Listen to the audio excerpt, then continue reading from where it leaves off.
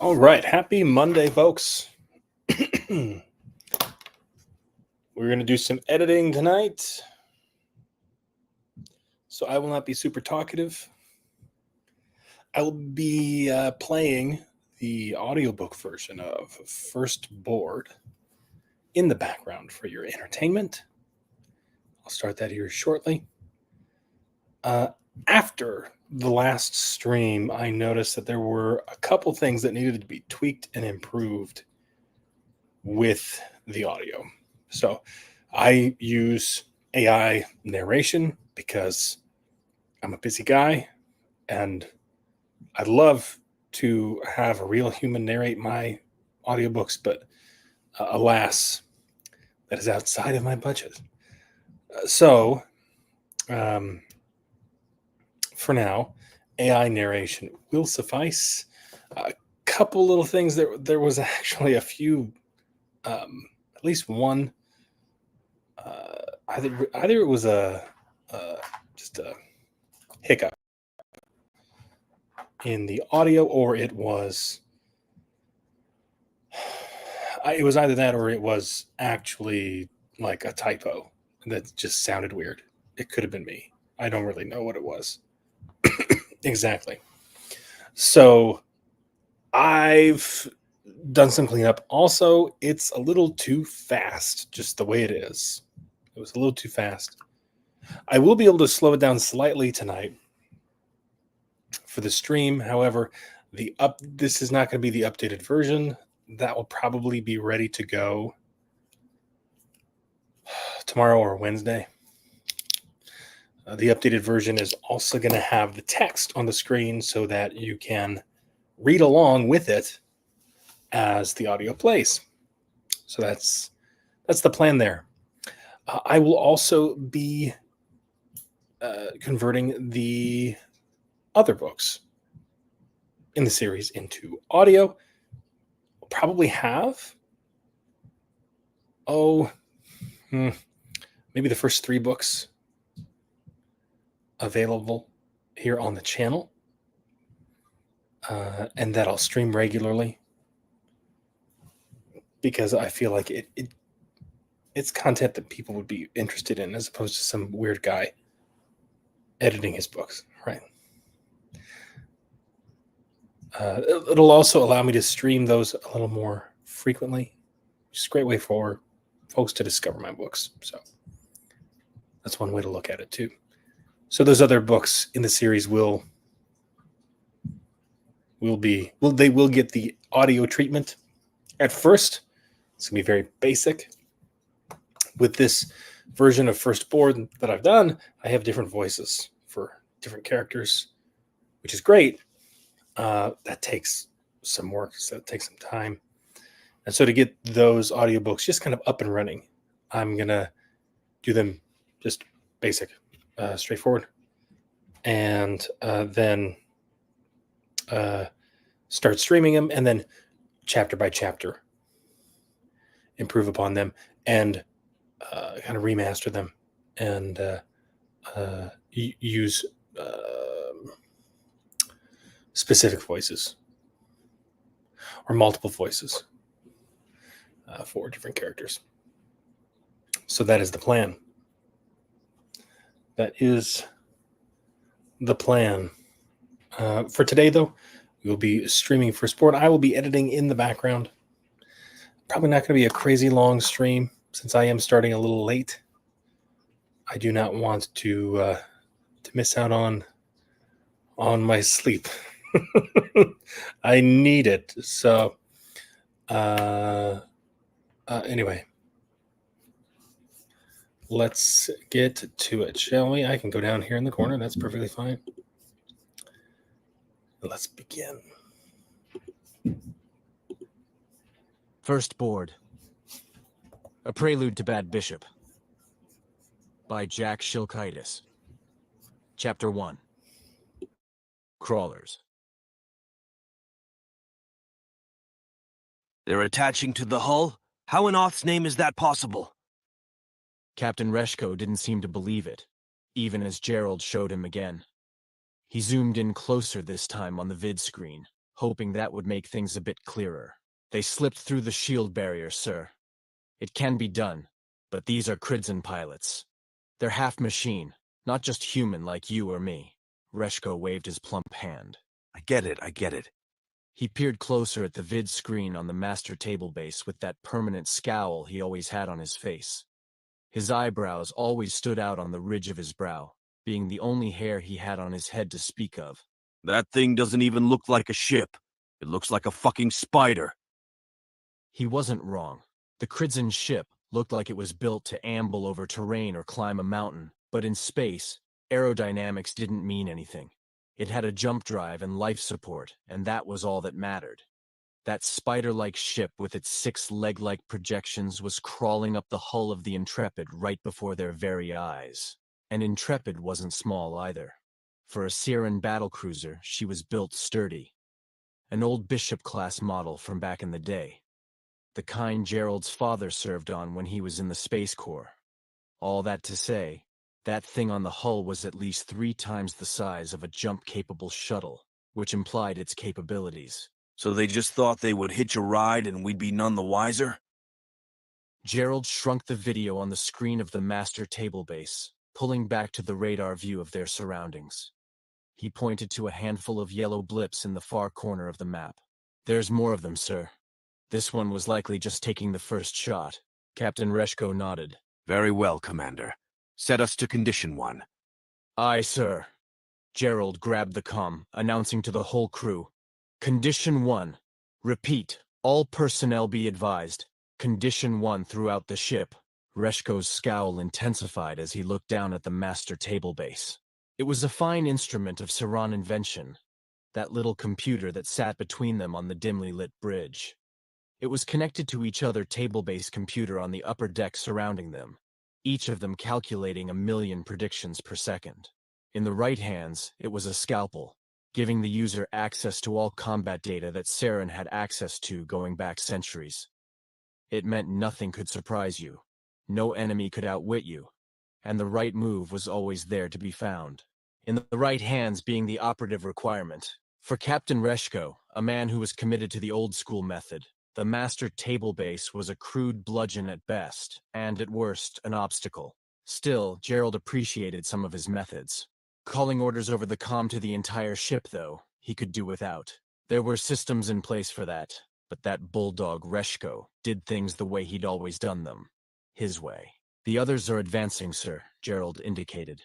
Suggest launching fighter wings 1 and 2 as a deterrent. Reshko nodded. Make it so. And Gerald did. In his hands, the master table base was a fine-tuned instrument, and Reshko knew that. Gerald was sure it made the captain look good on his reports when the Admiralty reviewed his command performance at the end of the year. How much of that credit trickled down to him there was no way to know. Wings 1 and 2 underway, sir. He grabbed the comm. Coordinates incoming, pawns. He drew the lines on the master table base, stretching out a perimeter around the ship. It was a safe play, not overly committed to any strategy, and would force the advancing Cridzen to give up their intent early. If they were going to dive headfirst into the fray, it would become clear before long. Reports of hull integrity loss from engineering, Captain, shouted one of the other deck officers. They knew to speak up only when it was required of them. It's eating through the hull. Reshko snarled. Launch Wing 3 to take that thing down. I want it off our back as soon as humanly possible. Send out the battle spheres, too. I can divert Wing 2 to that pub. You have your orders, Commander. Aye, sir. Gerald left Wing 2 where she was, pulling the third wing out of the nest, and he obliged Reshko's request for battle spheres as well. They were unmanned craft with little offensive capability, but their tactics and purpose were one of interference and disruption. EMP bursts and static webs could be used to disable enemy craft temporarily, and each battlesphere was equipped with onboard encryption crackers, specialized computers that would infiltrate enemy systems and dismantle them from within. Attack coordinates plotted, sir. We'll have to see what they do. Reshko braced both hands on the table between them, leaning forward with his hefty frame. What are they, pirates? I thought the Cridzen kept to themselves. The Cridzen did indeed keep to themselves. But Reshko hadn't spent the majority of his career fighting them. He had fought bigger monsters, more predictable ones, and thankfully, monsters who had decided not to pick fights with humanity any longer. They're probably Kridzen exiles, sir. They get kicked out if they don't conform to their collective hive mind. I don't know if they're pirates or scrappers, but judging from the damage our hull has taken already, they want to chop us up into pieces and make their dough on whatever is left behind. Reshko laughed. What is the conglomerate coming to? Gerald watched Wing 3 approach the Kridzen crawler that was attached to the hull of the Intrepid. They made a pass, but to no avail, and the oncoming ships showed no sign of de-escalation either. Wing 1 was already contending with them, and judging by the snippets of the video feed they were getting from their fighters, they were the same make and model as the spider-like crawler currently boring a hole through their ship. Our fighter wings don't stand a chance, sir, Gerald said. He extrapolated the prediction models of the master table base. She wasn't telling him anything good. He updated the flight paths. Wing 1, pull back, regroup, and stay closer together. Those things have you beat on size, so don't make yourselves easy targets. Reshko's eyes darted from the master table base to Gerald and back. No, no, no, what are you doing? He waved Gerald off. It took everything not to argue with him. But Gerald straightened, pulling away from the master table base, and proceeded to watch everything fall apart. Gerald clenched his fists at his side, fighting back the urge to take back control of the command table. Every move Reshko made was a blunder, one after the other after the other. Wing 1 was in tatters, their number reduced to half. Wing 2 was blocked from intervening, the Kridzen managing to use the other fighters as a screen to shield them. 2 more of the crawlers attached to the hull of the Intrepid. Sir, if I may... Quiet. Reshko barked, but he was out of control. He must have known it too, judging by the look in his eyes. And then, Oth intervened. The ship was rocked suddenly, a violent shudder reverberating up through the lowest decks and up to Gerald's feet. He caught himself on the command table. Captain Reshko was not so fortunate, catching the corner of the table with his head. Captain!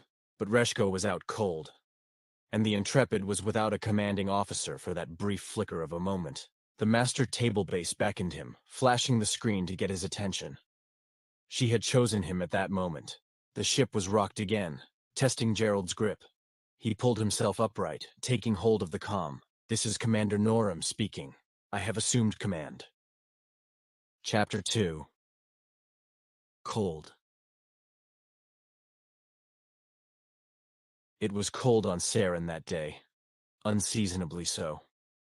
Summer had started only a few days ago, but apparently it had forgotten its responsibilities. It was nearly freezing outside Gerald and Scylla's apartment that morning, forming a faint aura of frost around the edges of the windows. Gerald looked at his reflection on the glass there in the kitchen, down from his square jawline to the buttons of his dress uniform. The red three-pointed star of Saran was prominent on his breast, his honors insignia all in a neat line. And among them, a fresh gold rank medallion and a new title etched into his nameplate. Captain Gerald Norum. It seemed surreal. All of it. From the moment he took action on the bridge to the time the insignia was pinned on his chest just the day before. He knew it wasn't a dream, but there was something about it that felt like it. Being out on leave might have had something to do with it. Returning to Saren was jarring after 18 months straight on Intrepid. He heard Scylla enter the kitchen behind him, though he didn't turn to greet her at first. She went about making herself a cup of coffee before leaning back against the counter across from him. You ready to see him? She asked. Gerald looked over at her. She was dressed in a thin gray robe, her black braids twirled up in a messy bun on top of her head. He admired her for a moment, her dark ochre complexion, her curves, her lips. And yet there was such distance between them. My father is a hard man, but I know what to expect. I've been ready for this day since they sent me to military school as a boy. I always knew it would come. So there won't be any letdown when he doesn't have much to say. Scylla blew on her coffee through her Cupid's bow, taking a quick sip. If your mother asks... Gerald nodded, lowering his gaze. I'll tell her you weren't feeling well. He knew Scylla loved his mother. But there was too much uncertainty between Scylla and Gerald these days. His parents were unaware of their troubles, which made being in their company together awkward. I want to make sure we have time to talk while I'm here, he said. Those words had come out easy, but he struggled with what to say next. I don't want us to throw the last 3 years away just because we've drifted apart. Her eyes lingered on the floor for a moment, before rising to meet his. I know. Me too. It's my fault. I know that. When you were restationed, I should have asked to be transferred. I don't need to be the captain of a battlecruiser, or on any fleet ship for that matter. I could be happy right here on Saran with you. But they both knew that was a lie. Even as he said the words, he knew it, and she could clearly sense it. You're where you're supposed to be, Captain Norim, She said, approaching him. She set down her mug and adjusted his collar for him. We'll talk. I can promise you that. But unless something changes... Gerald clenched his jaw. Before he could respond, his wireless buzzed in his pocket. Your ride is here? Gerald checked. Yeah, I have to go. She had already returned to her spot leaning against the counter, making it clear she didn't want any affection. Good luck. Gerald grabbed his service cap and placed it on his head before exiting the apartment and making his way down several flights of stairs. He passed a few people in the stairwell who all made way for him when they saw him in his formal grays. He exited the building onto the sidewalk, a short distance from the busy street outside their apartment. A black vehicle was there, provided by the Space Corps. A man passed by him on the way out, covering his head with a hoodie, his hands tucked into the pockets of his leather jacket. Something about him struck Gerald as being familiar, but he didn't have the time to place him before the man entered the apartment, and Gerald entered the vehicle waiting for him. Good morning, Captain Norim. It's an honor, sir. His driver said, turning and looking over the seat. He was a portly fellow with a kind face, a thin mustache on his upper lip. If Gerald had to guess, he was retired military, judging by his apparent age and demeanor. They provided me the address, sir. He continued. But let me know if I make any wrong turns. I'm sure you know the way better than I will. Gerald smiled and nodded. But he didn't know the way from his apartment. Not really. He'd only made the drive himself once or twice, and it didn't seem the same either time. I heard about what you did on the Intrepid. You're a legend in this town, you know? Everyone in the capital is talking about you. Don't know if you know that or not. Gerald looked out the window, watching the building as they started to drive away. The light was on in their apartment, visible through the kitchen window. It hadn't been before. I heard they made you captain. Gerald turned his eyes to the front. Yeah, I wasn't expecting that. Well, whatever you did, you saved that whole damned crew and that ship. I served on a ship like her when I was in the service. Well, she wasn't a bishop class. She was a rook. Still, though. Yeah, being part of a crew is the same regardless of the ship you're on, Gerald replied. He wasn't feigning interest either, though perhaps he needed a distraction. What was your position? The driver chuckled. You're gonna laugh. Hey, every member of the crew is important, from the lowest rank all the way to the top. Maybe. That's nice of you to say anyway. But from what I hear these days, having a commanding officer who can't hack it can be a liability. He paused, bobbing his head back and forth, like he was trying to decide how to arrange his words. I was in the kitchen. Not a whole lot of glory to be had there. But I was in charge of the third shift meals for the whole crew. I don't know that anything I did was ever a life and death matter, though. Gerald smiled. Soldiers need to eat. A good meal goes a long way, especially when you've been on rotation for months. He looked out the window again. They were about to merge onto a highway. Actually, I think I forgot something. Can we go back? Do you mind? Not at all, sir. We can go back. The driver made a dubious three-point turn, pointing then back in the direction of the apartment. What are you missing? Wireless? Glasses? Gerald patted down his pockets. My wireless, he lied. Kind of need that. Ha, you're telling me. If I don't keep mine on me, my wife gets all uppity with me. Thinks I'm fooling around or something. Gerald forced a laugh. His heart was in his throat. Better not to say anything and reveal what he was feeling. They rounded the corner onto the street in front of the apartment. on the opposite side of the road this time. The door to the building was open, Scylla standing there, propping it open with her hip. And that man was there, the one he'd passed on his way out, wearing the jacket and hoodie. He was standing in front of her on the lowest step. They were arguing, him angry, her upset. She was telling him to leave. "Ah, shit, I'm sorry," Gerald said, looking down in his lap. He slid his wireless out of his pocket into his hand, acting like he'd found it in his uniform coat pocket. "I've got it after all. I always forget about these stupid pockets they put in these things." The driver didn't seem bothered at all. Not a problem, Captain Norum, sir. Better to be safe than sorry, I like to say. They sped up past the apartment, and Gerald sunk back in his seat, avoiding any eye contact with Scylla, if she was even aware he was driving by at all. So what did happen on that ship? The driver asked. I've heard rumors and lots of theories, but you know how the Space Corps is with these things.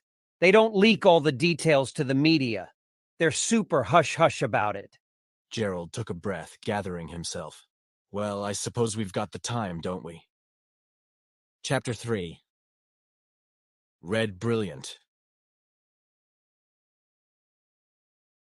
"Hull status?" Gerald shouted to the duffers on the upper deck. Some of them had probably pissed their pants at that point, the green ones anyway. But there was still a reliable bunch of them who were following along with Gerald the whole time on their table bases at their stations. "Integrity at 55%, Commander." He looked back to the master table base, taking stock of the mess in front of him. He drew new lines for Wings 1 and 2. Wing 3 he repositioned, getting them out of the way.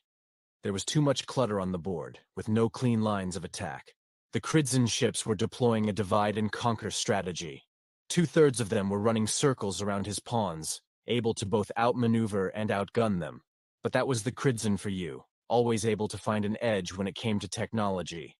There were 3 of those crawlers on their hull now, all of them having coalesced in one spot. They were focusing on the lower decks, near engineering. The master table base displayed a visual of the entire ship, the affected decks flashing red. "We need to evacuate those decks," he muttered to himself. The table base blinked at him, relaying the order to all systems in the ship. And he relayed his orders to the crew. "Evacuate all of the engineering deck, along with decks, 32 through 35. "Aye, sir." Captain Reshko stirred on the floor, rolling over to his back. A large gash was open across his forehead. Where? What? He continued trying to speak, but there was no understanding him in his current state. An officer called out from the upper deck. Medical team is on their way, Commander. What should I relay to them? "That they should hurry," Gerald replied. "Captain, stay where you are. I have the con, sir." Reshko looked up at him like he just now realized he was there. The look on his face was clear. He was defeated. Not by the Kridzin or by Gerald, but by himself. At least that's what Gerald surmised. The master table base got his attention again. This time it was good news. Wing 1 had managed to drop one of the Kridzin crawlers, reducing their numbers to 8. "That's still too many," Gerald said. Then he saw the battle spheres there on the board, still right where the captain had left them. "Let's get a crack on these bug systems," he called out to the upper deck of tacticians. He assigned half of them to monitor the battle spheres as he turned their attention back on the Kridzin. "Maybe we can get in their heads and find a way to win this thing." While that seemed promising, the time pressure was mounting. Something had to be done about the crawlers on the Intrepid's hull, or else all of his brilliant moves would be in vain. "The shields," he muttered to himself. They hadn't triggered when the Kridzin had approached before. They'd managed to slip through without being caught in them, and the shield barrier wasn't projected that close to the ship where they were now. Let's give something a try. Gerald redirected power to the shields, and simultaneously lowered the projection threshold angle. In layman's terms, he was going to turn the surface of the Intrepid into an electric fence and fry the shit out of those Kridzin machinations.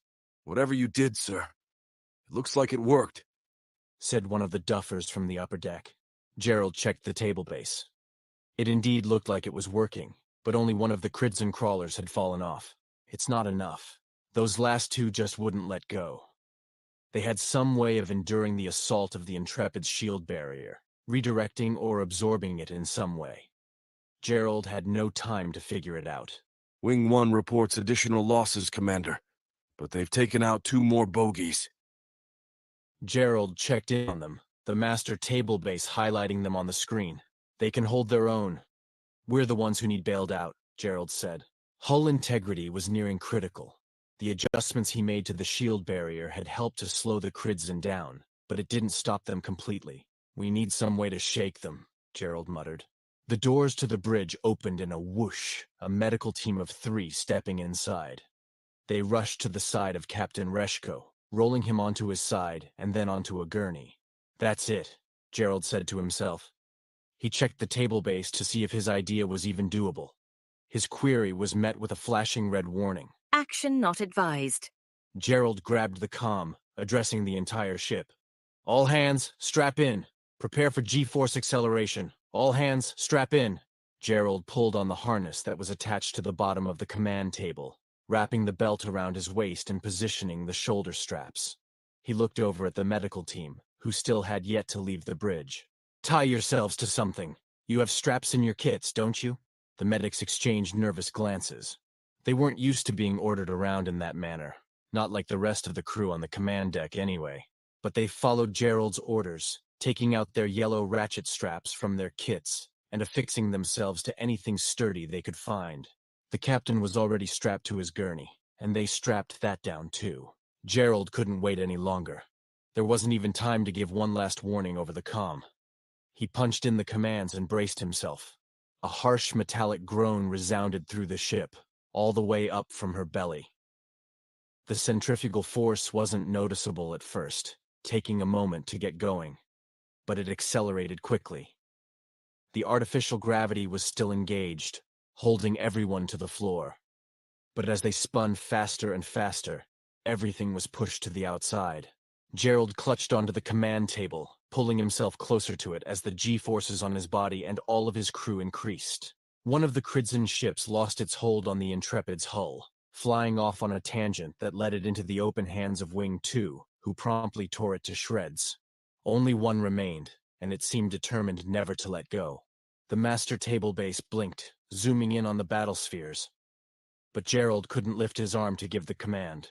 Do it! The battle spheres launched their EMP emitters at the Intrepid. The timing had to be just right, ensuring that the last Kridzin vessel was within range when they went off. A calculation that no human could make with all of the factors to consider. The first one let its EMP pulse fire a moment too early, but the second one was a direct hit. The shockwave struck the Kridzin vessel as it clung to the hull of Intrepid, rendering its systems inert for a few moments with minimal disruption to the Saran battlecruiser. Brake! The Intrepid screeched from bow to stern as mechanical brakes engaged. The engines fired simultaneously to counter the spin they had generated, slowing their rotation sharply. Gerald nearly flew out of his harness, and the remainder of the crew in the command deck endured it all along with him. But it ended quickly, and when he checked the master table base again, that last Kridzin ship was flying through space on an erratic vector, helpless and out of control. They're retreating, sir. Commander, I think they're done with us. They've started jumping away. Gerald wiped his brow of sweat as they all watched their table bases with anticipation. The fighter wings cleaned up a few of the stragglers, but the rest jumped without waiting to see how the fight would turn out. The bridge was seldom a place of celebration, and it was the commanding officer's job to keep his crew focused and of sober mind. But there was no helping it. The bridge erupted with cheers and celebration. A moment everyone deserved after what they had just endured. Gerald removed his harness, knowing there was still work to do. Spin up a jump. We need to get as far from these coordinates as we can and take stock of all damage to the ship, human and mechanical. The crew in the command deck didn't complain. Exuberantly, and with collective unity, they replied, Aye, sir. Chapter 4. Spoils. And that's when I knew it, Gerald said, looking out the window of the transport vehicle. It wasn't like a premonition or anything. I just watched them take the captain off the bridge, and I was still there. I had to be. I wasn't the XO anymore. The driver had a big smile on his face, like Gerald had just given him a birthday gift he'd always wanted since he was a little kid. How'd you know to do all that? On oath, I swear I wouldn't have known the first thing of what to do in that situation. Gerald looked ahead of them, down the street. They were in his parents' neighborhood, maybe a block or two away at most. You surprise yourself sometimes, he said. Sometimes you think you don't have it in you, but it's there. You just have to seize the moment. He sighed, laughing at his own words. That sounds so cliché, I know. I guess it's true, though. The vehicle came to a slow stop, parking next to the curb outside his parents' home. It was a modest H house on the outside, painted white with forest green trim. He looked out the window at the front door of the two-story house, looking to see if his mother was there waiting for him. It was an honor to get to meet you, sir. His driver said. He extended his hand, and Gerald took it in a firm handshake. I wish you all the best. Gerald smiled, opening his door and stepping out onto the curb. The wind bit his face as he stood up straight, placing his formal service cap atop his head and straightening it. He shut the door to the vehicle behind him and started toward the steps of his parents' home. It was a quiet neighborhood, suburban and upper class. Every lawn was well kept, gardens tended to and overflowing, and surely the property value of every home on that street was greater than his annual salary from the Space Corps. But Gerald didn't have any memories here. This wasn't the home he grew up in, his parents having moved there only a few years back. They wanted to be closer to him and Scylla, although he realized he had not seen them more frequently than he did before. His childhood home in the country was a distant memory now, a place from his past that he could only visit in his dreams. Most of his memories there were when he was a young boy before he was sent to military school at the age of 10. After that, he didn't spend much time there. The door to his parents' home in front of him opened, his mother stepping out to greet him with a smile. She was a warm-hearted woman, and Gerald had always been close to her. They exchanged a brief greeting before she said, "Your father is waiting for you in the den. He's excited. He just might not show it. You know how he is." Gerald nodded. "I can handle Dad, don't worry." His mother grabbed him by his shoulders, looking up at him through the locks of her curly blonde hair. Her hair had faded from the color it used to be when he was a small child, and she a new mother. "You should be proud of yourself, Captain Norum." Gerald stepped inside. His boots were loud on the hard tile floor of the foyer. He could hear his father in the den, listening to one of his favorite programs on the television. He may have been retired from the military for several decades now, but he was always keeping tabs on what was going on across the fleet. Coverage of military operations throughout the conglomerate made up the bulk of his media consumption, something that his mother often complained about, and that he had learned to live with when he was younger. It had exposed him to a certain mindset, though, which had served him well in his career in the Space Corps. Gerald walked to the left from the foyer, passing the dining room and taking a set of stairs down into the den. It was his father's space, the walls covered with awards, pictures he had taken while he was in the service, Space Corps memorabilia, and other objects that harkened to a time that felt long past, but was actually so near. His father had fought the Kraken only 25 years ago. It was a time that Gerald could not remember, being as young as he was then. But he did have some inkling or sense that his father had been gone for a long time, or it seemed like a long time for a child of that age. Everything in that room was the spoils he had gained while he was away from home. He saw his father's visage through a thick cloud of cigar smoke, the bushy mustache on his upper lip hidden behind a glass of bourbon. The ice and glass clanked against each other as he set the glass down abruptly. "I don't believe it," he muttered, forsaking his drink there at his desk. He stood up from his chair, standing there in a pair of loose boxer shorts and a white t-shirt, his shoulders covered up by a bathrobe. The smoke around him cleared, the silhouette of his father's face becoming visible. Dark circles under his eyes rested above ruddy cheeks, his unkempt beard looking a week old. Gerald stood tall, removing his cap and tucking it under his arm. He didn't know what to say to the man, his father, so instead, he said nothing. His father studied him a moment before coming around the desk to stand in front of him. He paused there for a moment. Gerald noticed tears welling up in his eyes. Gerald fought back tears of his own until his father raised his hand to salute him, a smile appearing on his wrinkled lips. Gerald returned a salute. Well done, Captain Norim. His father said. He dropped his salute and embraced Gerald with a firm squeeze. Well done. Chapter 5. Under promotion. Sitrep, Lieutenant, Gerald said, poring over the data on the master table base. Where are we on repairs? From the upper deck? Engineering says they're about halfway through with the necessary repairs, sir. Nothing catastrophic. Chief said she should be good enough for another jump once they've wrapped up. Gerald rubbed his forehead and eyes. It had already been 8 hours since they had jumped away from where the encounter with the Kridzen had occurred. That meant at least 8 more. Thank you, Lieutenant. Keep me posted. He went back to the data on the master table base, analyzing the battle they had just survived by the skin of their teeth.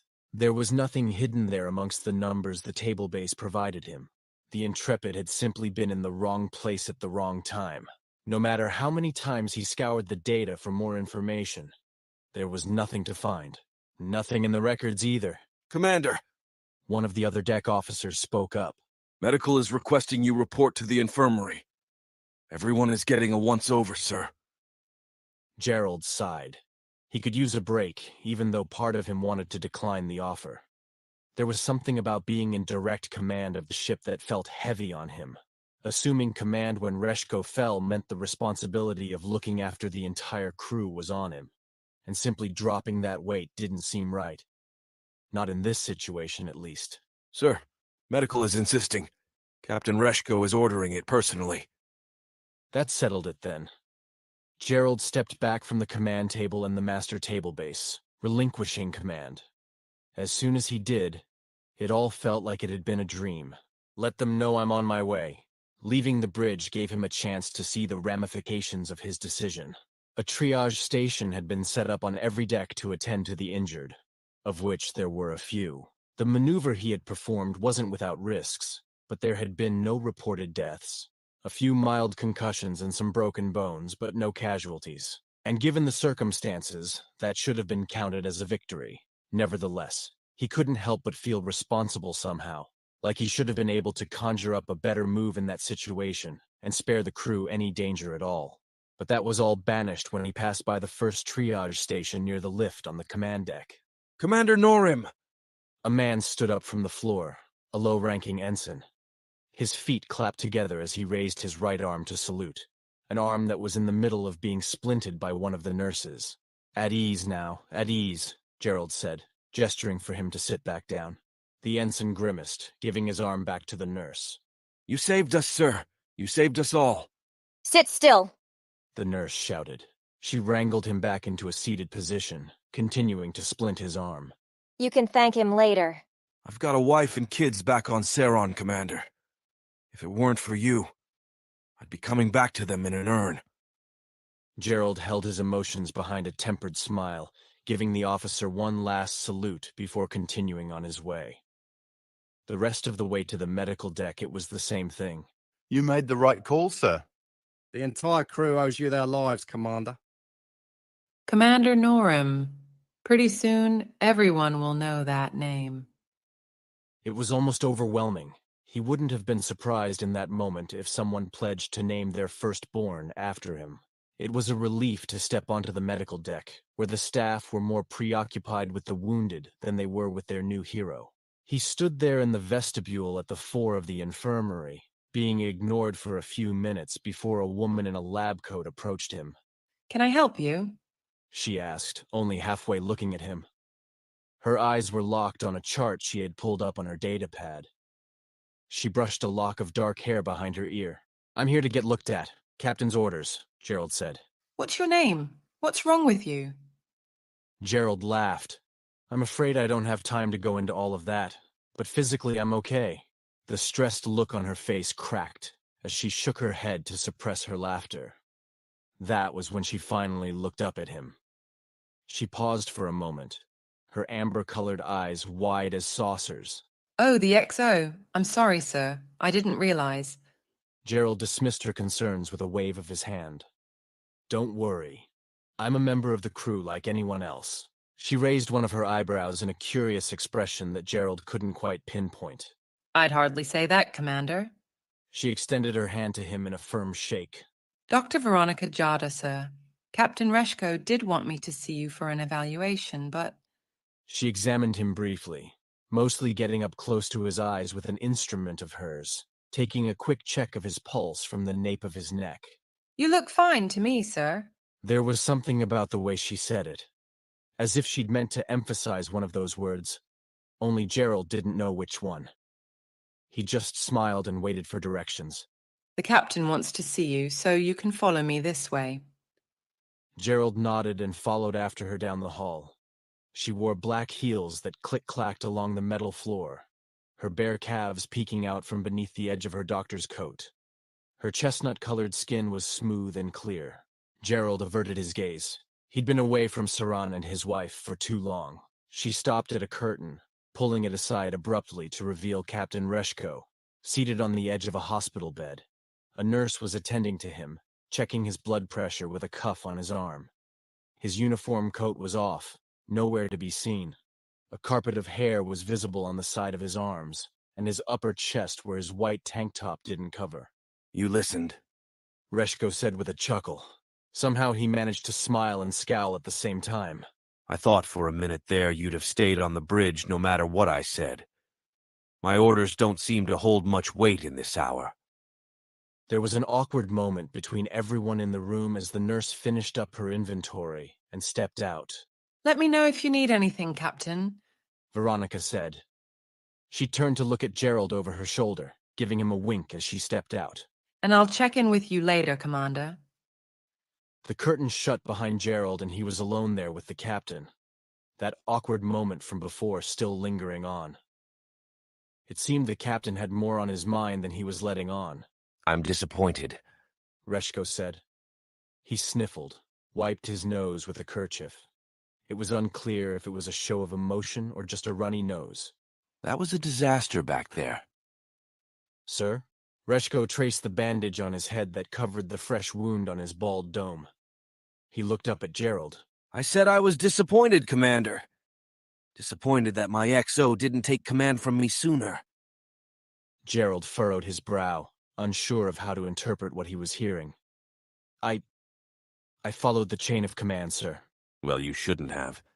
Reshko's eyebrows cast shadows over his eyes as he dropped his gaze to the floor. He braced his hands on the bed on either side of him. But that's my fault. I should have seen it. I should have known to trust you. Clearly you knew what you were doing, and I didn't. Gerald folded his arms behind his back. It could have gone any number of ways, sir. We were ambushed. There was no easy way out of that situation. But Reshko laughed, shaking his head. It should have been easy, Norum. It should have been. He let out a long breath. I won't be able to return to the bridge. I didn't think your injuries were that severe, sir. I can hold down the bridge until you're recuperated. We'll be back to Saren space within a day. Let me rephrase that, Reshko said. I shouldn't return to the bridge. He stood up gingerly from the hospital bed, something Gerald suspected he'd been warned not to do. But he did it anyway, hobbling over to a chair in the corner of the room. He opened a white hospital bag, taking out his gray uniform jacket. When I was a young buck like you, we were fighting those Grakon bastards with nothing but the gray matter between our ears. Those high-tech table bases you kids work with these days are on another level. Wish I had learned on one of them back when I was in tactical. Maybe then I wouldn't be such a waste of space. Reshko took something from his uniform jacket, walked up to Gerald. I can't promote you to captain, son, though I would if I could. He reached up and removed the XO insignia from Gerald's breast. He replaced it with his own CO insignia, the Saran three-pointed star clad in gold. But it's a good thing that commander is the minimum rank required to captain a bishop-class cruiser. I don't understand, sir. Reshko stepped back from him, saluted. Gerald returned salute. I should have retired a long time ago, son, Reshko said, relaxing and returning to his hospital bed to sit down. I took the post out of some misguided sense of duty. Or maybe it was pride. I don't know. All I do know is my days of command are behind me. I've brought enough shame on the Space Corps in one day to last a lifetime. He looked Gerald in the eye. You are in command of this ship now, Commander. Until someone superior to me tells you otherwise. Do you understand? Aye, sir. You'll do good. I know you will. Reshko said, reclining back onto the mattress. Now leave me to wrestle with my failures, son. They're not meant for you. Chapter 6. Prerogative. His bags were packed and ready. They had been since the night before, but Gerald was still acting busy the morning he was to depart Saron and make his return to his post on Intrepid. In the days following his visit to his father, he and Scylla had scarcely spoken a word to one another. All that promise of talk was just that, an unkept promise. He felt conflicted since he was the one insisting that they take time to talk. But after what he saw the other day when he was leaving to visit his father, he didn't know if he wanted to. If she had been unfaithful to him, he wouldn't have blamed her. It hurt. Of course, it did. But it wasn't as if he was around. He was in a metal tube flying around conglomerate space for 18 months, in which time he'd only seen her 2 or 3 times when they'd come back for leave. And even then, she'd been the one to come to him, leaving Saron to stay on Intrepid for a week or so.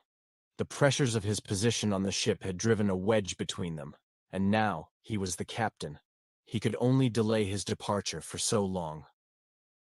Dwelling on the rift between them could consume hours, but it had to come to an end at some point.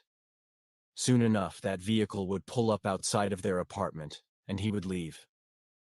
And if he did, he didn't know if he'd ever see her again. When he finally mustered the effort to get his bags out to the door, he found Scylla making herself busy in the apartment. She was cleaning everything. Was she getting ready to move out? He could only wonder. You're leaving? She asked, looking over at him briefly. He nodded. Shortly. Can we talk before I go? Scylla sighed, taking off a pair of yellow rubber gloves and tossing them onto the coffee table in the middle of the living room. Her braided hair was done up to get it out of her face, a red bandana tied around her forehead. What do you want to talk about, Jer? She stood there, arms akimbo, appearing apathetic to even the idea of a conversation. She was entertaining it out of obligation, like she was trying to avoid a fight more than anything. It would probably be best to be direct. No sense in skirting around things. The other day, when I left to see my father, he started. Scylla's eyes couldn't sit still. They looked from one place to another, but never at him. What about it? Gerald pursed his lips, having second thoughts. Maybe it was better to say nothing about what he'd seen the other day on the apartment steps, the man she was with, but he had to say something. I had an idea. Yeah? I'm a commanding officer now, he said. I have the authority to call the shots on my ship. Pretty much anything, really. Training protocols, tactical decisions, even the menu in the cafeteria if I wanted to. That's great, Jer. I'm sure you'll enjoy lording over your crew while I'm left here on Saron. That's just it, though, Syl. He stepped closer to her, taking her hands in his. I have the final say on crew assignments. I can assign people to different positions and departments, and I can also recruit new members to my crew at my discretion. Captain's prerogative. Captain's prerogative? Scylla looked at him cockeyed. What are you saying? I'm saying, maybe it's time we get you back in the cockpit, Sly. Sly was her old call sign, from when she was a fighter pilot. And judging by the look in her eyes, she'd missed being called by that name. Are you serious? Tell me you're not joking. Gerald shook his head. No, not a joke. I swear to Oth. She looked around the room, dazed. I can be a pilot again? There's protocol. I'll have to issue recruitment papers when I get back on board. But within a few weeks, she looked up at him. He could see the multitude of questions behind her brown eyes. What does that mean about us, though? You think that's going to fix everything? No. But if we're going to work on it, we might as well be in the same place. Scylla turned around, putting her hands on the back of her head, like she was absorbing everything Gerald had just said. He couldn't get a read on how she was going to respond yet, though. She paced across the room and back to him, a sharp look in her eyes. When do I have to decide? How long? Gerald's cheeks rose in a tentative smile. Before the Intrepid gets put on her next rotation, I'd say. After that, it would take a while. We wouldn't be back for some time. Repairs will take a few more weeks from what I've been told. Let me think about it. Gerald nodded slowly. All right, I'll see you when I see you, Syl. Chapter 7. Alone. Need another, Commander? Asked the bartender, standing at the far end of the bar from where Gerald was sitting. He was busy polishing glasses since there was hardly anyone else drinking at that hour. Gerald eyed the glass in his hands. He'd been nursing that drink for a while already, and it was watered down by now. He took out the dark cherry from the glass with his thumb and forefinger and popped it into his mouth. I could do for another. A smile came across the barkeep's face, and he went to work preparing another one. He returned to Gerald's side of the bar shortly and set the glass of amber liquid down in front of him, a single sphere of ice spinning around in the drink.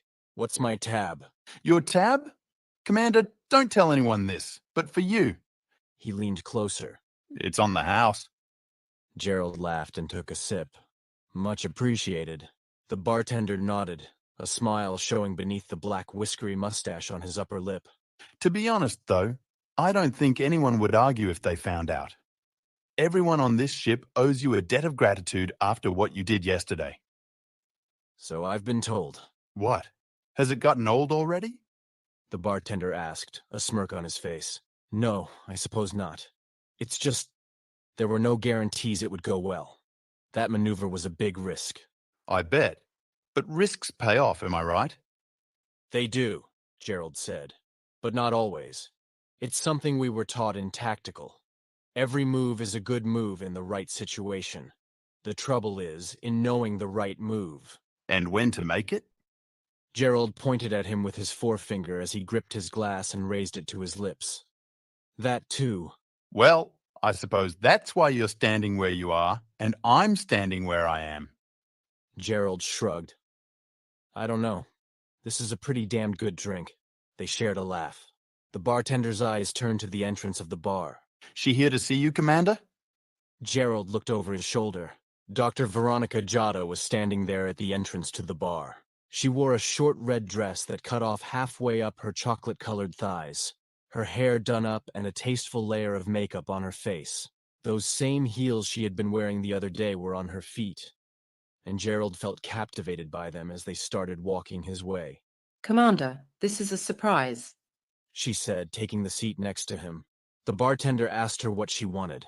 What he's having looks good. I'll take one of those. The bartender obliged, fixing another drink while Gerald and Veronica sat in silence for a moment. After dropping the drink off at her spot at the bar, he made himself conveniently absent. Gerald took a sip of his drink. How are things on the medical deck? Caught up with all of the triage? She nodded, flashing her eyelashes. Still catching up, but we'll manage. She took a sip from her glass, puckered a bit. I guess you like them strong? Gerald spun his glass on the bar top. My father drinks these. It was the first drink I ever had. Old habits, you know. He gestured to the entrance to the bar. Were you meeting someone here? I was, but they bailed on me. A few of the girls from the medical deck and I like to get together here every so often. But paperwork is pretty piled up for most of us. I needed a night off, though. She looked at him from over the edge of her glass, her amber-colored eyes locking onto him. What about you? Meeting someone or drinking alone?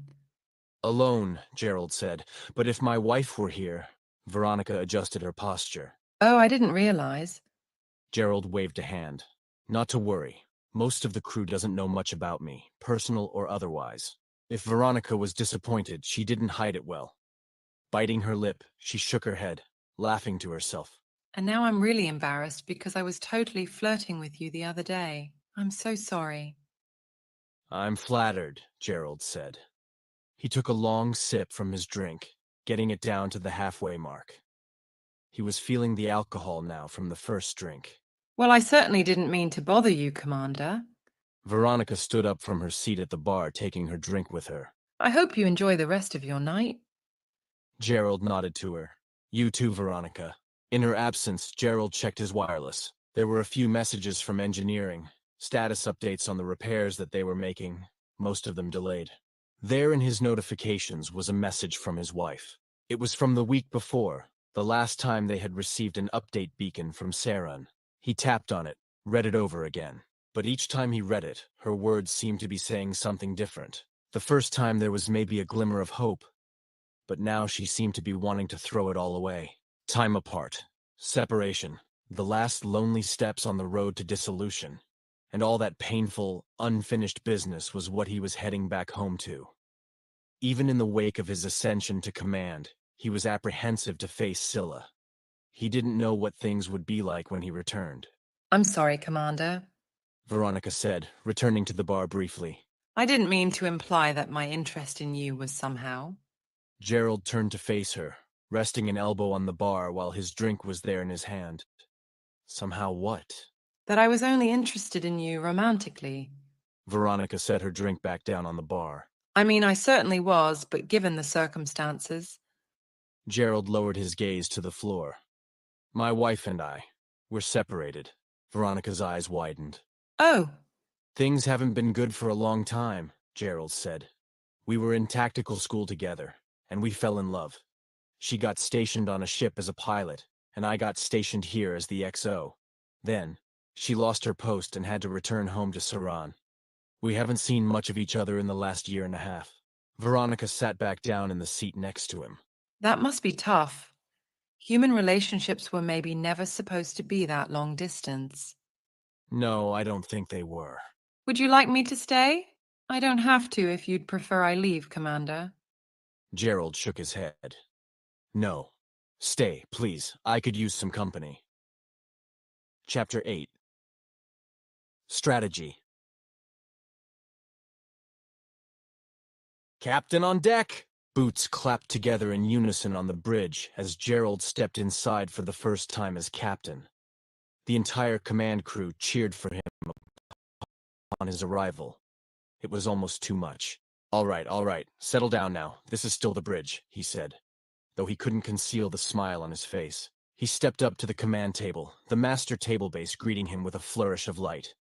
She'd prepared a little display for him as animated text appeared on the screen. Captain Gerald Lucas Norim, 22nd Captain of the CSS Intrepid, BCA 22. Odd speed thy soul. Touching, Gerald muttered, tapping the table base screen. Please tell me you were able to dig through the data as I requested. The master table base blinked in the affirmative, pulling up a star chart showing the entire conglomerate. One area was highlighted in yellow, to the galactic north of Saren's space.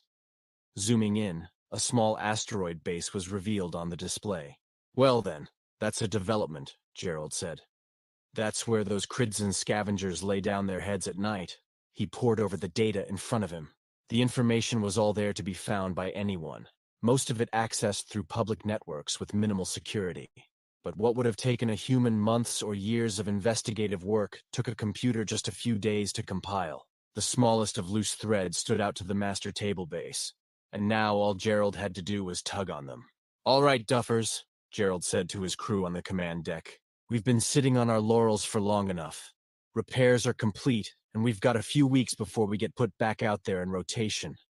And between all of you and me, I would much rather we got the chance to strike back at those Cridson scrappers who tried to rip our ship apart, rather than being stuck babysitting some other sector of the Glom. Gerald took the simulations the master table base had prepared and sent them to every other computer on the bridge. Every officer from the lowest ensign to the most ambitious lieutenants on the upper deck were all staring at the same thing he was. This is the puzzle in front of us. We've tracked those scrappers back to this spot, and now we need a plan, something we can present to the higher-ups that will get the green light. Gerald gave them each his eyes in turn. If we manage that, we won't be going off to oversee trade negotiations or watch over some boring mining rock. We'll get the chance to root out those bastards and make sure they never get the chance to attack Saran or any of her fleet ships ever again. Understood? Collectively. Aye, sir. Get to it. Gerald watched each of their screens from the command table, using the master table base to effectively look over their shoulders. There were some promising strategies, and there were some that were doomed from the start. Slowly but surely, though, it was starting to crystallize. The first discovery was a simple one. They couldn't go alone. At least 2 other battle cruisers were necessary. No fewer than 11 points on the board, otherwise it would end with unacceptable losses. As a Bishop-class battlecruiser, the Intrepid counted as 3 of those points. All simulations assumed she was part of the fight. At least a Rook-class ship would be mandatory, counting for 5 points. Superior firepower and the ability to deliver a direct attack made a clear difference in simulations that included 1 compared to those that didn't. The third ship could be flexed to whatever was available, providing support for the other 2 and balancing out the landscape of the battle. A second Bishop proved redundant. A Knight-class fleet runner, though smaller than its counterparts, provided the most dynamic results. Either way, Bishop or Knight, that was the last 3 points they needed. All simulations going forward should assume RBN, Rook, Bishop, Knight, Gerald announced. He left the command table, walking around the upper deck to get a first-hand view of how his crew was making their decisions.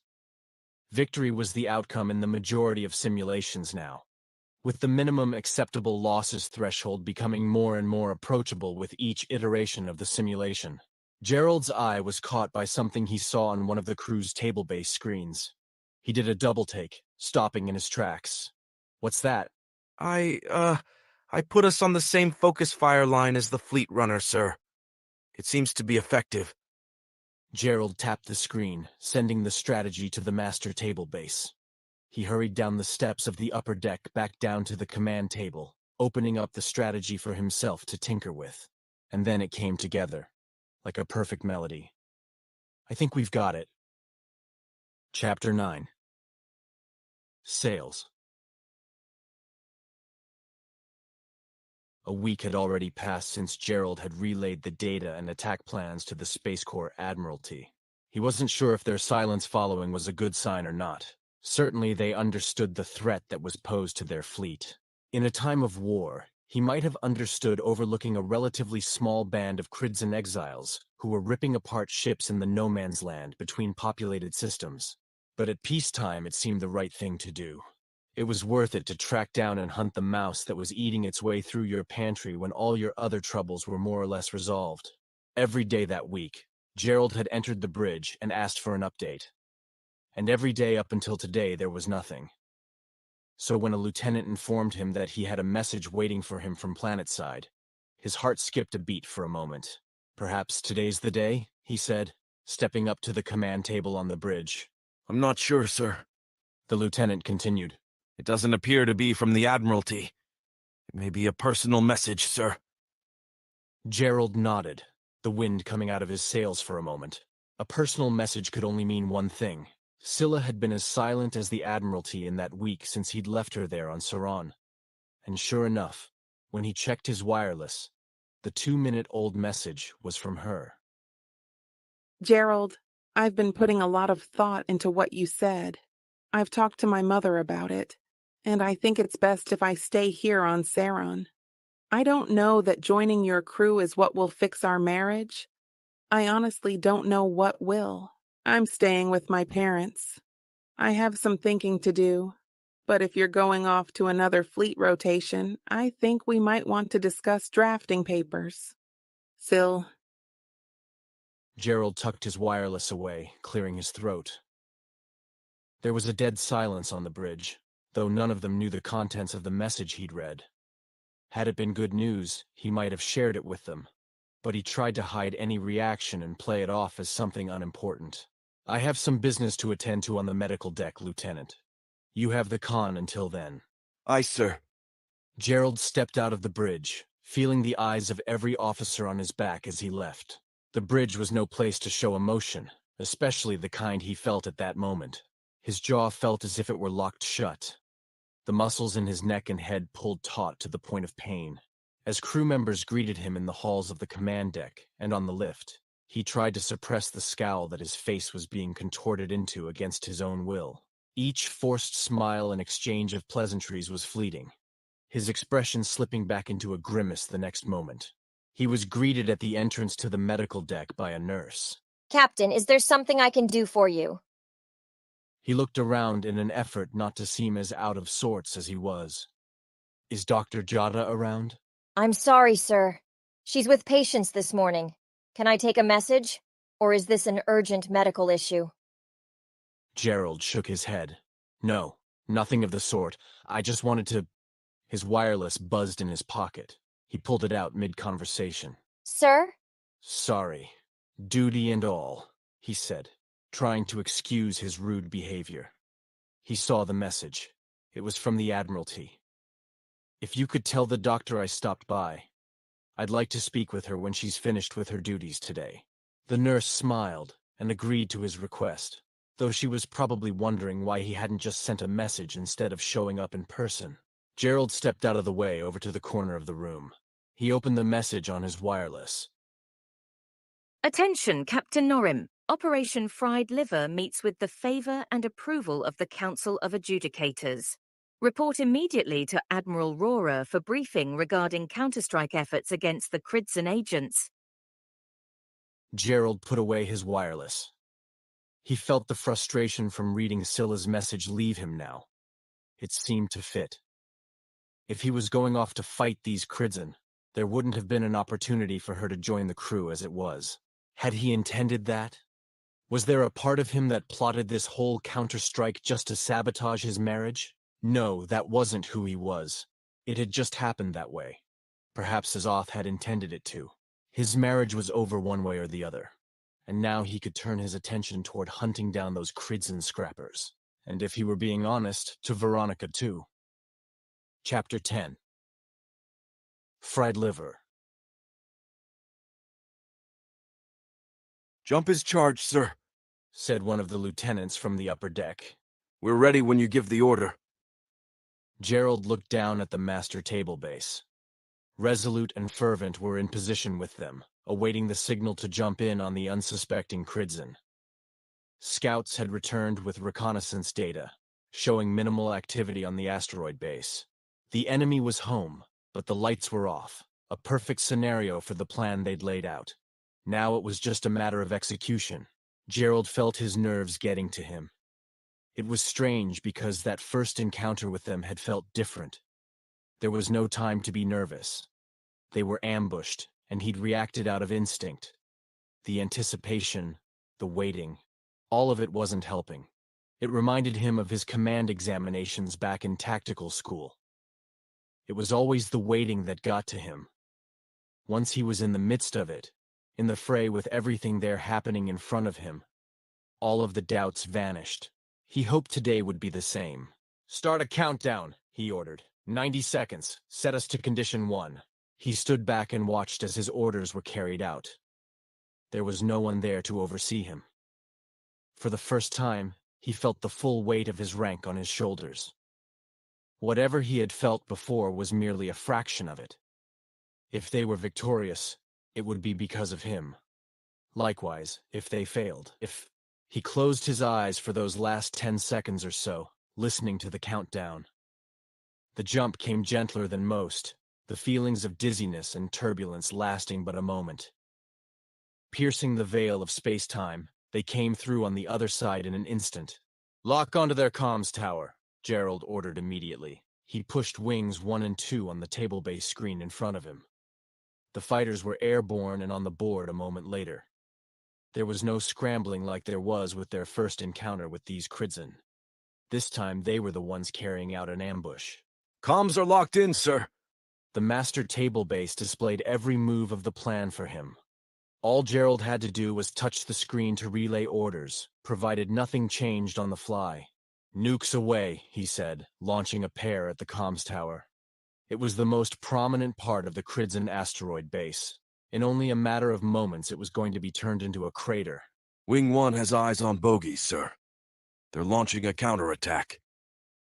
Gerald couldn't help but smile.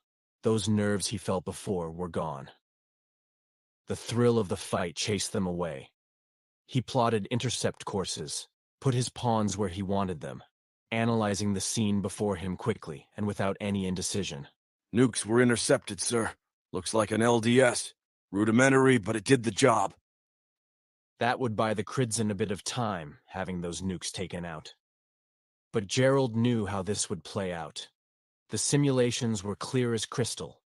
So long as he kept them on that predictable path, it didn't matter if they faltered here and there. They would more than make up for it later when their strategy came to fruition. "We continue the attack," Gerald said. He grabbed the comm, calling on his pilots in Wings 1 and 2. "Don't let them shake you, pawns. This is exactly what we expected to happen. Hold firm and don't let them get your six." Resolute stood on the battlefield with them, but on a different attack tangent. The Rook-class battlecruiser beat down on the shield barrier that surrounded the asteroid base, pummeling it with a constant stream of light and heavy fire. Many of the Cridson scrappers were caught up in the barrage as they tried to leave the open dock of their base, pushing them into a bottleneck where there was only one way out. And Intrepid and her pawns were there waiting for them with open arms. They've deployed those crawlers, sir. Same ones we fought before. Sure enough, there they were on the table bay screen. Bright yellow, ugly little blips. Gerald touched the screen, initiating the next sequence of actions. "Battle spheres in position?" he asked. Aye, sir. "Give 'em hell." The master table base blinked, zooming in on the Cridson crawlers that were throwing themselves headlong at the Intrepid and the Resolute.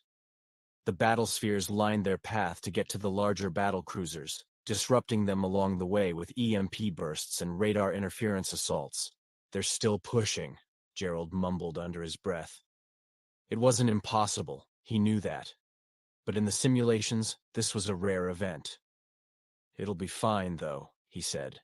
"They'll just stretch themselves thinner and thinner." The state of the battlefield was almost where they wanted it to be, the way they'd drawn it up in their plans. The enemy was stretching themselves out, trying to push back the Intrepid and hold the Resolute at bay. Gerald looked for the opening, that short window he'd foreseen in his simulations. The ship rocked. Gerald held firm to the command table. "What in Oth's name was that?" Nukes, sir. Proximal to our location. It didn't come from the base. "They're crafty, I have to give 'em that," he remarked. "Let's not let that happen again. Focus fire those crawlers, and boost shield range by 50%. Boost the range, sir? That might keep the nukes farther away, but it will invite those crawlers in like before." Gerald nodded. "I know, that's what we want." The crawlers smelled blood in the water after that strike. Each one of them on the table base screen rerouted themselves, honing in on Intrepid's location. The fighter wings held them back, but couldn't forever. They just needed to hang on a bit longer, until the opportunity was there. And there it was. "Attention, CSS Fervent. Your order is ready. Repeat, your order is ready." From the far side of the asteroid, the silhouette of the Fervent came into view, materializing there on the vid display on the table base screen. The Knight-class ship had thrown itself into an elliptical path around the asteroid from the back side, hugging close as it whipped around to the front. Every Cridson fighter, drone, and crawler on the battlefield was stretched out and pulled away from the base by the threat of Intrepid and Resolute, leaving their base undefended. Fervent peppered the surface of the asteroid base with nuke after nuke. The comms tower fell first, right before the energy barrier popped like a soap bubble. Every unmanned Cridson fighter suddenly became inert, flying off on whatever random trajectory they had been on when their connection to their base was lost. The crawlers and the other manned craft the Cridson had at their disposal were forced to change course, their own friendlies now getting in the way of their flight paths. It was a beautiful sight to see. "Payload's free," Gerald announced over the comm. As the Fervent made its final pass, shooting off and vacating the line of sight, Intrepid, Resolute, and every other payload-carrying ship sent everything they had at the unprotected base on the asteroid's surface. Flashes of light popped and crackled all along the surface of the asteroid, with brief explosions coughing up fire as the base's atmosphere was breached, burning up every molecule of oxygen in the blink of an eye. Bogies are scattering, sir. Do you want Wings 1 and 2 to pursue them? "Affirmative," Gerald said. "Stomp every last roach you find." Chapter 11. Past. When do you have to be back on the command deck? Veronica asked. She was laid out on the bed next to Gerald, propping herself up with an elbow on her side. Her shoulder and the line of her neck caught his eye. Gerald checked his wireless on the bedside table. I don't have to be back until 0800. Veronica smiled, falling onto her back. Thank God I needed this. She looked up at him. You know, it's not every day a girl gets to say she's going steady with a space fleet captain, much less one who planned a strategic attack on one of Ceron's deadly enemies. She was playing it up intentionally, a playful tone in her voice. Her amber-colored eyes were partner to the flattery as well, locking onto him with a predacious gaze. Gerald leaned back against the headboard, putting a pillow behind his neck. What can I say? I've made first board now. Veronica looked confused, sidling up next to him under the covers. What does that mean? First board. It means you're the first one sent to tackle the problem. Because you're the best? Gerald shrugged. I wouldn't claim that about myself. There are plenty of commanding officers who could outplay me if we were head-to-head. Veronica rested her head on his bare chest, her hand laid across his torso. But the Admiralty seems to think so. They took your plan and made it happen. Move for move, you said, right? That's got to count for something. It was a safe bet. The enemy was sloppy. We knew where they were hiding, and we had a clean shot on them. If it weren't for that, I don't know whether or not the Adjudication Council would have given the green light. There was some potential for fallout with the Kridzin Collective, but these scrappers were exiles, unaffiliated with the rest of Kridzin. Political fallout is always the Admiralty's chief concern, so I didn't know if that would trip them up or not. Veronica's eyes seemed glassed over. If you're going to get into politics, that's where you'll lose me. She laughed. I never had much of a stomach for that sort of thing. You have to be able to stomach it in the Space Corps, though I can see how it wouldn't be particularly helpful in the medical field. Gerald stroked her shoulder with his hand. We'll be out here a few more weeks to clean up the mess we made. Their asteroid base went deeper than we anticipated. They had an entire colony holed up in there. Enough food and supplies to last a century. What for? You think they're afraid the Graken will come back? Gerald shook his head, pushing out his lower lip. Don't know. I suppose we'll figure that out as we sort through everything. But what I can say for sure is that scrapping is a lucrative business. They've been selling parts to someone, which means someone's been buying them. And where there's money... See? Now you have me interested. Political bullshit? Nah. But a corrupt criminal enterprise scrapping ships for parts to sell on the black market. That sounds like a novel I'd read. They sat there in silent embrace for a moment. The feeling was foreign to Gerald. It had been so long since he'd been touched, let alone intimate with a woman. He'd forgotten how much relief it provided. Have you heard from Scylla? Veronica asked softly. Their mutual silence must have put the same thought in their heads. I know you told me that it was over. I just didn't know if maybe... She shook her head. I'm sorry, I shouldn't pry. No, Gerald answered unflinchingly. I haven't heard from her. And I don't think I will until our papers are drawn up. That makes me feel better. I'm not a homewrecker, Captain Norim. Let it be known. Gerald laughed. Of course not. Scylla and our marriage was over a while ago. I think we both just had to come to terms with it. I just don't want things to get messy, you know? Veronica said, sitting up straight next to him. Getting involved in drama is the last thing I want. If she reaches out to you, or has a change of heart, just let me know, okay? Gerald nodded. I will. His wireless buzzed in the bedside table as if on cue. See, that could be her right now. Veronica said. She kissed him quickly, stood up from the bed. I'm going to take a shower. Join me in a minute. I liked the sound of that. He admired her as she walked around the bed and into the adjoining bathroom. The flutter in his heart reminded him of being in high school again, completely at the mercy of his body from moment to moment. It had been exhilarating back then, but now it was complicated. He had to keep a level head even as he was falling for this woman.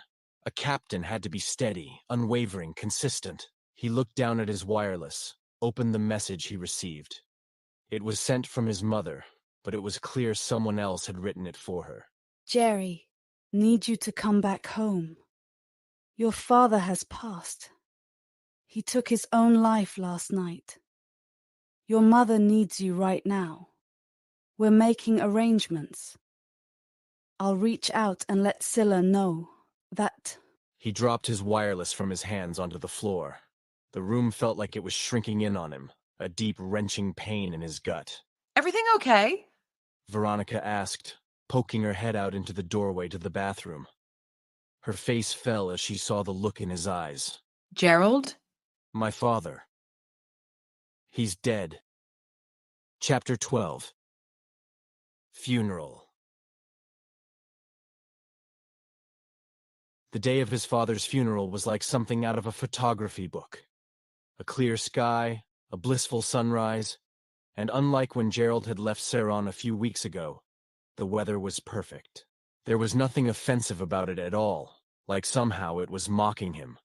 The juxtaposition of the world going on without missing a beat compared to the heartache of loss was cruel, and Oth, as always, appreciated irony in all things. The ride to the service at the church was silent. He and his mother hadn't spoken about it since he'd gotten in the day before. His aunts had been managing everything, making all the decisions for her. She just seemed beyond being able to choose whenever something was presented to her. Even the simplest things like what to eat, when to eat, and most especially what to wear. Gerald figured it was part of the grieving process. She felt like she'd lost control of her whole world. So why not just let go of it for a while? Especially when nosy family members were right there ready and willing to take control of the situation for you. It wasn't so much that his mother was pulling back from the world, he inferred, but rather she simply couldn't bear the load of all of it in that moment. The loss of her husband was all she could withstand. Anything else would have broken her. And so he remained silent, too.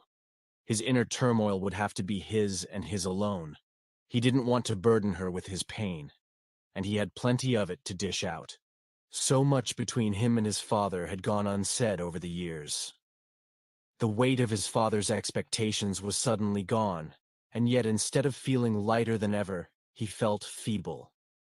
As if there was something about that man's judgmental stare and unspoken requirements that had built Gerald up. After all, if much was expected of him, he must have been someone. We're here, The driver said, interrupting Gerald's thoughts. It was at that moment Gerald realized he was the same driver as before, the one who had driven him from the apartment to his parents' home. My sincere condolences. He said softly, making eye contact with Gerald for a brief moment before turning his gaze back to the dash in front of him. The door to the vehicle opened on his mother's side. An arm extended into the vehicle to help Gerald's mother get out, an old family friend that Gerald recognized from his father's Space Corps reunions he'd attended over the years. Gerald's mother seemed happy to see him, displaying the first real emotional reaction she'd had that day. Or reaction of any kind, really. Ezra, you came. She said, taking his arm. I wouldn't be anywhere else, you know that. Gerald had wondered what the turnout would be from his father's Space Corps buddies. He'd been reclusive over the last several years, according to Gerald's mother, and the word had certainly gotten out that it was a suicide. That sort of thing made people act funny. It wasn't always clear whether or not they were giving distance out of respect or revulsion, and being on the receiving end of that was a new experience altogether. Well done, Captain Norim. Gerald jumped as the door on his side of the vehicle opened. He was stunned for a moment, realizing he was staring at a black lace dress. He looked up to find Scylla, her face covered in a black veil, her black hair straightened and long, resting behind her shoulders. When he stood, she embraced him without hesitation. I'm so sorry, Jer. He didn't know she was going to be there. He should have. His aunt said she'd reach out to Scylla in the original message she'd sent. He just hadn't put two and two together until that moment. She squeezed his hand as they walked together to the church steps, staying close to him all the way there. Several priests were standing at the top of the steps to receive him and his mother, dressed in black robes, with long beards down past their chests. Men in formal military attire lined the steps, standing shoulder to shoulder on either side. Many were older, some certainly having retired years prior. They didn't make a show of anything, or try to interact. The most Gerald saw from them was a small nod whenever he'd make eye contact. They knew what they were there to do, that today wasn't about them. It was about the man they fought and served with. To them, his father was Captain Norim, not Gerald. He was simply walking in his footsteps. Is this where those footsteps led? Is this the path he was following? Well done, Captain Norim. They were ushered inside the narthex, the scent of incense permeating the air, seeping out of every piece of wood and stone and glass after years of being soaked in it. The archpriest recited prayers, they venerated icons, and more incense was waved around with a golden censer. But all Gerald could see was his father, sitting there in the den with his cigar and his drink. How many times had he thought of doing it? Of taking his own life? And why did he wait until after his son had been proclaimed a hero? Those words his father had said to him kept echoing. Well done, Captain Norim. They were brought into the sanctuary, where his father's casket was. Perhaps Gerald could have stopped and asked him all those questions that were being stirred up in his mind. He doubted his father's corpse would answer. Gerald stood with Scylla and his mother there. Around them a small company of family and close friends. Tears were shed, even by him. The service went on, performed with exactitude and reverence. Then there was a lull in the ceremony, a moment of silence, and the prayers and petitions for his father's soul. I changed my mind. Scylla whispered to him, taking his hand. Her gaze had softened from the last time they'd seen one another. She seemed to feel something for him at that moment, though it was unclear exactly what it was. I want to join you. On the Intrepid. Gerald nodded. All right. He knew he couldn't tell her no. Chapter 13. Replacement. Captain Gerald Norim, aboard! Gerald stepped down out of the shuttle onto the docking bay floor, his boots clomping with each slow step. Welcome back, sir, said a new face greeting him. He was an older man, maybe 10 years Gerald's senior. His salt and pepper hair was slicked back over his head, a neatly trimmed mustache on his face. On his breast was the insignia of a commander, and the silver three-pointed star that Gerald himself had worn up until recently. Gerald extended his hand. Captain Norim, but you can call me Gerald. The man squeezed his grip firmly with a leathery hand. Commander Aiden Grawl, sir. Pleased to be aboard your ship. He released the handshake, tipping his head to Gerald in a gesture of respect. I hope you're not upset by my presence on your bridge, sir. The Admiralty wanted a senior officer in place in your absence. I just so happened to be stationed on the Resolute when you took your leave. My condolences regarding your loss. Gerald smiled. Thank you, and I recognize your name. It was on the short list after Reshko stepped down. He started walking across the docking bay, Grawl keeping pace with him. I'm a little surprised they didn't make you captain. If I'm being honest, Aiden. You have the years on your record, the seniority. Aiden gave a modest smile, protruding his chin. Well, sir, I prefer to serve the Corps in more of a support role. It's what my career has been built on. I have no ambitions to command my own ship, though I would if the moment required it. I won't argue with you. I just would have expected you to be my replacement. In a way I am, sir. Not as the captain, but every ship needs an XO. Someone who can keep up morale, wrangle the duffers when they're getting unruly. They laughed together as they stepped out of the docking bay and into the halls of the Intrepid. They found the lift, taking it straight to the command deck. As they approached the bridge, Aiden extended his arm in front of Gerald just short of the doors. Allow me, sir. Aiden stepped inside, stood at attention loudly. Eyes and ears, Captain on deck. Gerald stepped into the dimly lit bridge, his deck crew standing at attention to greet him. Their silence was distinct, standing out more than usual. They probably all wanted to offer their condolences, and they certainly would in private, if the fact that it was unspoken left the air with a certain weight to it. Gerald stepped up to the command table, bracing his hands against it. Bring me up to speed, Commander. Aye, sir. Commander Grawl pulled up several reports on the master table base. Much of it was retroanalysis from the attack on the Kridzen asteroid base, but there were some housekeeping matters mixed in. Namely, personnel changes and requests. The list was short, as usual, but there were 2 names side by side that he'd never expected to see together. Transfer request, Veronica Jada, approved. Crew assignment, Scylla Norum, approved. Something the matter, Captain? Grawl asked, pausing. When was this request put in? Gerald asked. He feigned disinterest.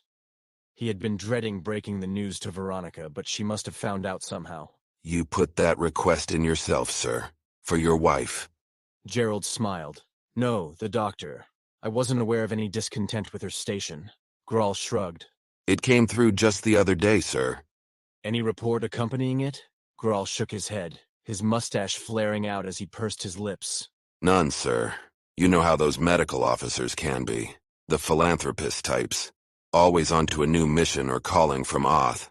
That's all I'd chalk it up to. Gerald squinted at the screen. The medical files, he muttered. That must have been how Veronica found out. When Scylla had submitted her file, her medical documents would have been forwarded to the infirmary for review. Now he felt like shit. He should have sent her a message, rather than thinking he was noble to let her down in person. Sir? Gerald shook his head. Nothing, Commander. Move along.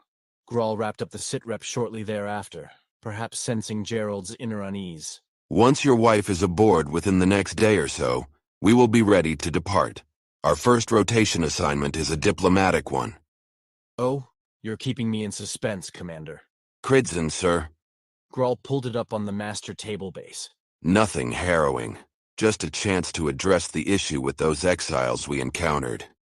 The Kridzen Collective reportedly feels great remorse for the actions of those rogue scrappers. It's more a chance for them to save face than anything. Look like they give a damn. Gerald laughed. I'm glad to have you aboard, Aiden. I think you're a good fit. He slapped him playfully on the shoulder as he left the command table, departing from the bridge. Keep me posted. I'm retiring to my quarters for now. Aye, sir. Gerald felt as though he were unable to breathe as he stepped out of the bridge. Taking a moment to himself, alone in the halls of the command deck, he felt crushed. The weight of command, his failing marriage, his father's death, his affair with Veronica. What had he become? No matter how he sliced it or tried to rationalize it all, that one voice was stuck in his head. It told him who he was, the same name and title his father had. The former gone, replaced by the latter. Well done, Captain Norim. But as the voice echoed through his mind and swirled among his thoughts, it morphed into something different. Less a compliment and more a condemnation. A barb dripping with sarcasm that stung deep and wouldn't let go. It was his own voice now. Well done, Captain Norim. Thank you for listening. This has been First Board, a prelude to Bad Bishop and the Scions of Oth series by Jack Shilkaitis.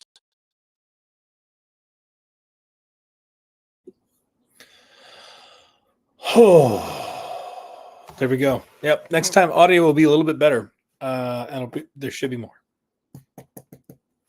That's the plan. Didn't spend a whole lot of time chatting on the stream today. Had some stuff going on in the background here, but I got some editing done. Appreciate it. Everybody who steps by. Thank you. We will see you. I'll probably stream tomorrow again. Got more editing to do. Of course, always have more editing to do. One step at a time. Good night, folks.